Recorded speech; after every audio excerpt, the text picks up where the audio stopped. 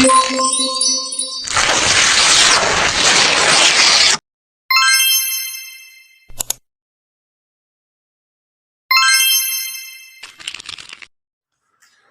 guys, balik lagi sama aku Tifa. Di video aku yang udah kesekian ini tuh aku mau membahas tentang konsep hak dan kewajiban dalam Islam. Di sini tuh aku lagi-lagi mengundang Nindi sebagai narasumber aku. Halo.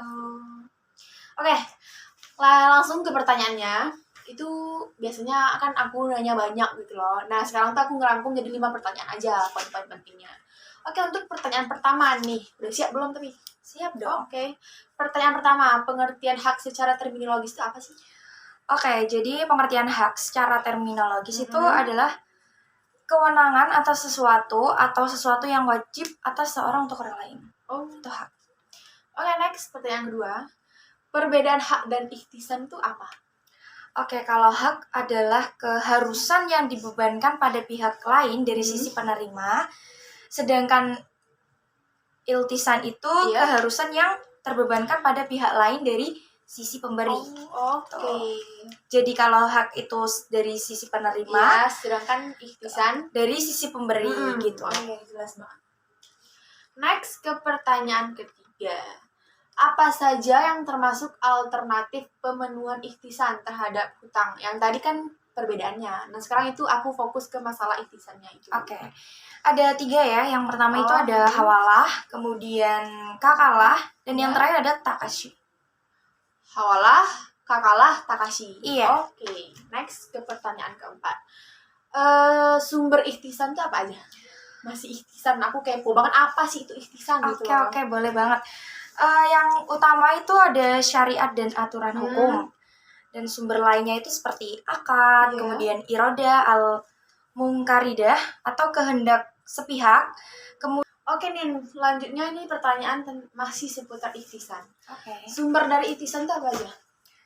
Yang utama itu adalah syariat dan aturan hukum ya. Itu yang utama. Kemudian ada sumber lainnya itu seperti akad, kemudian iroda al-munkaridah atau kehendak sepihak, kemudian ada al-fi'lu al-naki, al-fi'lu al-nafi atau perbuatan yang bermanfaat, dan yang terakhir itu ada al-fi'lu al-dar atau perbuatan yang merugikan.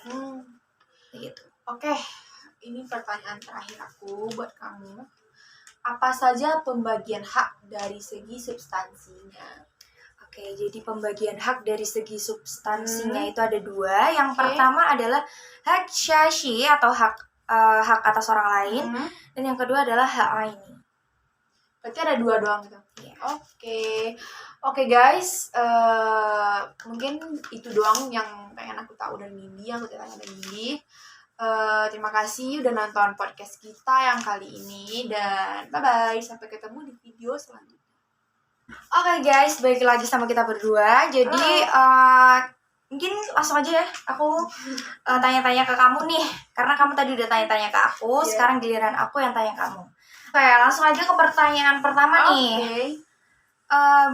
Boleh gak sih disebutin macam-macam hak ainiyah itu apa aja?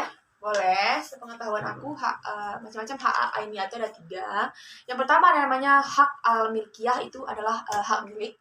Sedangkan yang kedua ada namanya hak al-intifah. Yang ketiga ada hak al-irtifak. Al-irtifak itu adalah hak memiliki manfaat yang ditetapkan untuk suatu kebun atas kebun yang lain. Oke, jelas banget ya. Next nih, pertanyaan kedua. Apa aja sih penyebab yang menimbulkan hak irtifak itu tadi? Oke, next irtifak ya. Itu penyebabnya itu juga ada 3 nih. Yang pertama adalah al-syirkah ammah. Yang kedua syarat yang disepakati dalam akad muawadah. Sedangkan yang ketiga kesepakatan antara tetangga terhadap peraturan dan ketertiban. Oke, baik. Jawabannya bagus banget. Lanjut pertanyaan ketiga ya. Iya. Apa aja sih jenis-jenis hak irtifak itu tadi? Oke, kalau untuk jenisnya tuh ada banyak. Di antaranya ada hak al-syurbi, hak al-majrah, ada hak al-masil, hak al-munur, hak al-jiwar, dan yang terakhir ada hak ta'au. Oke.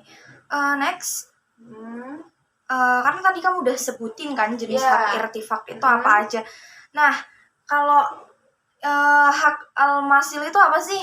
Nah, kalau untuk hak masil itu sendiri itu adalah hak yang memanfaatkan tanah orang lain untuk menyalurkan limbah keluarga ke tempat saluran pembuangan. Oke, ini last pertanyaan dari aku. Oke.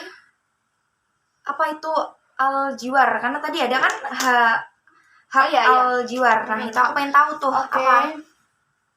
Kalau hak al-jiwar itu adalah hak tetangga yang dindingnya bersebelahan atau bersatu nih. Gitu. Oh ya, oke boleh banget.